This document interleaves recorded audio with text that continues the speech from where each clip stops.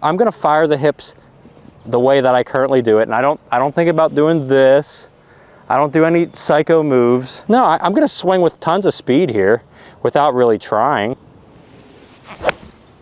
Now I just nuked that ball. There's something in the golf swing YouTube water nowadays about firing the hips, making sure you clear these hips from the top of the backswing so the club has room to go through impact. I'm here to tell you that you don't have to go through all of this to play great golf. It's not a requirement. In fact, it could be doing you much more harm than good. And I see pros practicing this. They rip their hips and they drop the club into impact like this.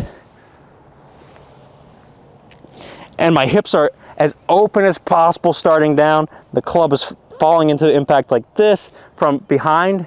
So it's on a good angle. My hips are really torqued against the lower body. So a lot of resistance there, and this idea of whipping the club through impact. Just putting myself in that position, my back says no. My body says there's a lot of stress there, Tom, don't do that ever again.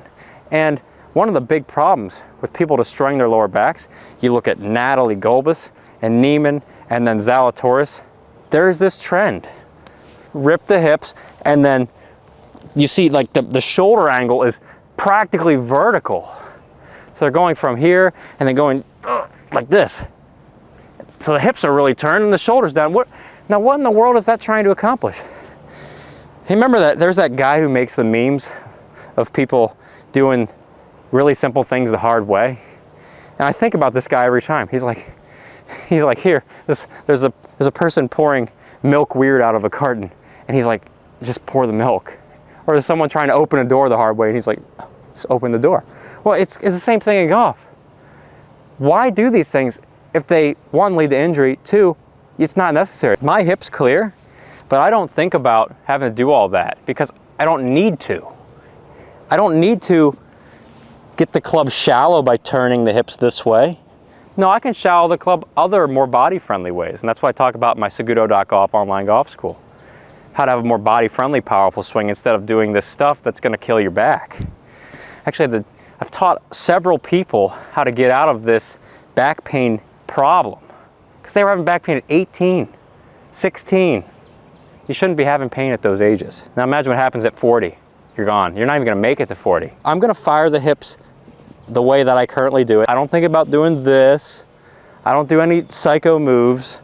No, I'm gonna swing with tons of speed here without really trying. Now I just nuked that ball, and I barely felt like I did any work because I let my hips fire correctly without forcing them into positions. Don't try and force your body in positions. That's the big lesson from today. When you work against your body, that gives you opportunities to resist your body. And that's what often can cause injury. Your body is designed to work together. Turn my shoulders, look at the hips, turn my shoulders, the hips move. You know, tilt over, turn my shoulders, my hips move, turn the shoulders, the hips turn. So all of this stuff that we're trying to train in the downswing, we don't need to. I don't need to sit there and turn my shoulders and then get to here. Like, why? I got plenty of speed. And my body feels great. So watch yourself out there. Be careful of what you digest. When you start seeing moves that seem too hard, or you're like, only somebody who's 30 years old could do that, nobody older than 30 could do that. If you're starting to think about that, don't even do it anyway. Because if it looks painful, it probably is. So I'm gonna get over the ball and we're gonna talk about how to fire the hips correctly.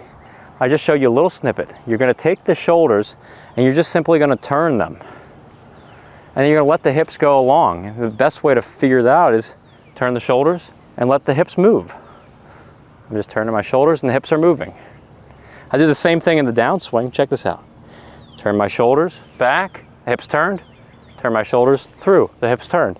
And they just whoosh, swiveled on their own. So I'm not trying to force a hip turn, but the hips are turning at the right time. I like to turn the hips later because your hips are a power source. They're an accessory to murdering the golf ball. They're not the main act though. If they're the main act, they do this, they fire their power early, we drop the club. Now, I don't want to waste them.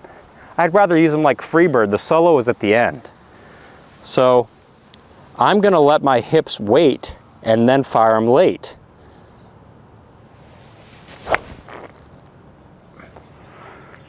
You see the hips as I'm swinging down impact. Yeah, they're turning, but then all of it, boom. The hips lead the downswing, but not because I'm throwing them out there. No, just let the shoulders take care of the hips. Let the shoulders tell the hips what to do. Set the weight here, stay over the ball. And you see, last minute, like I'm starting down and then, but I'm not thinking about it. I don't have time to think about it. It's far more body friendly, and there's tons of speed right there. Look at that.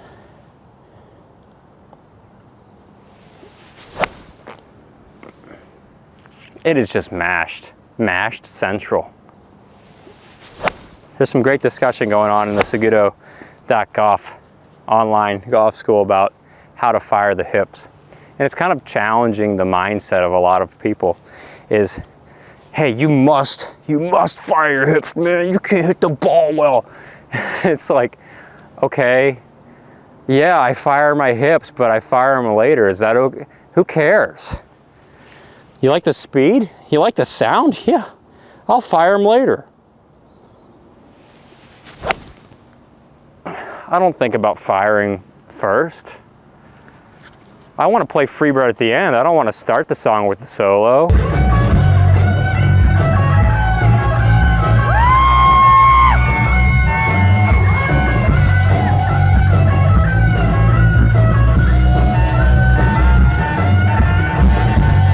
Crazy, right? It's just it's golf. Golf is life. It's a game, but for some reason people get really fired up when it comes to talking about the golf swing.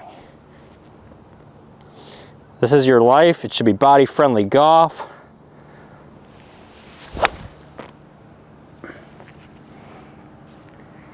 My body is feeling virtually no stress. The only thing I feel is the body moving freely. Yeah.